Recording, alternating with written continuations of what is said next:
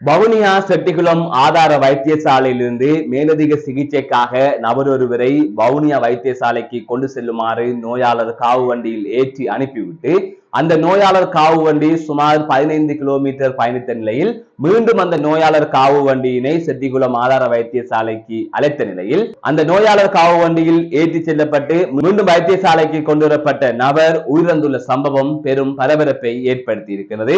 வவுனியா செட்டிகுளம் ஆதார வைத்தியசாலையில் கடந்த ஞாயிற்றுக்கிழமை அன்று 60 வயதுடைய 2 பிள்ளைகளின் தந்தையான திருநாவுக்கரசு ஆனந்தராசா எனப்படுகின்ற நபர் நெஞ்சுவலி காரணமாக செட்டிகுளம் ஆதார வைத்தியசாலையில் அனுமதிக்கப்பட்டிருக்கின்றார்.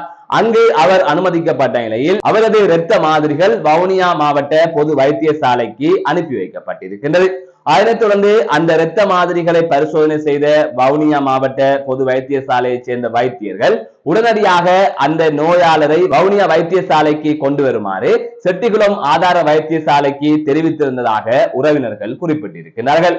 அதன் தொடர்ச்சியாகவே நேற்றைய தினம் மாலை 3 மணிக்கு பின்னர் குறித்த 60 வயதுடைய நபரை செட்டிகுளம் ஆதார வைத்தியசாலையிலிருந்து வவுனியா வைத்தியசாலைக்கு கொண்டு செல்வதற்காக நோயாளர் காவு வண்டியில் அவர் ஏற்றப்பட்டு அந்த நோயாளர் காவு வண்டி பயணத்தை ஆரம்பித்து சுமார் 15 கிலோமீட்டர் தூரம் சென்ற நிலையில் செட்டிகுளம் ஆதார வைத்தியசாலையிலிருந்து அந்த நோயாளர் காவு வண்டியில் சென்ற உத்தியோகத்தர்களுக்கு தகவல் வழங்கப்பட்டிருக்கிறது.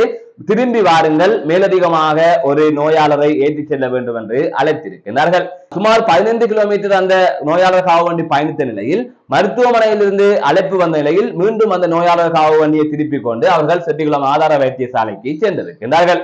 இவ்வாறு அங்கு சென்ற போது குறித்த ஆனந்தராசா எனப்படுகின்ற 60 வயதுடைய நபர் அங்கு உயிரிழந்திருக்கின்றார். இதனைத் தொடர்ந்து பரபரப்பு நிலை ஒன்று ஏற்பட்டதாக தெரிவிக்கப்பட்டிருக்கின்றது.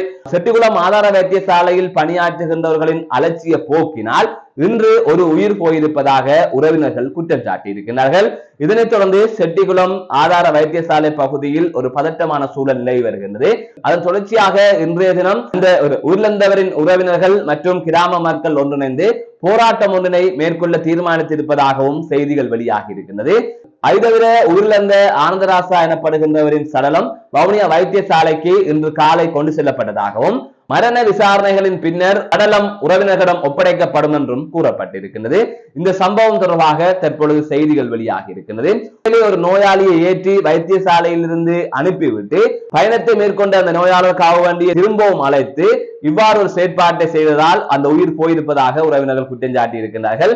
எனவே அந்த வைத்தியசாலையின் வைத்தியர்கள் மற்றும் அந்த வைத்தியசாலையில் பணியாற்றுகின்ற உத்தியோகத்தர்கள் ஊழியர்கள் அனைவரது அசம்பந்த செயற்பாடுகளினாலும் முடிவுகளை சரியாக எடுக்காததாலுமே அந்த உயிர் போயிருப்பதாக உறவினர்கள் குற்றம் சாட்டி இருக்கிறார்கள். இவ்வாறு அலட்சியங்களால் பல சம்பவங்கள் தற்பொழுது இடம்பெற்றுக் கொண்டிருக்கின்றமையும் இந்த நேரத்திலே குறிப்பிடத்தக்க ஒரு விடயமாக இருக்கின்றது.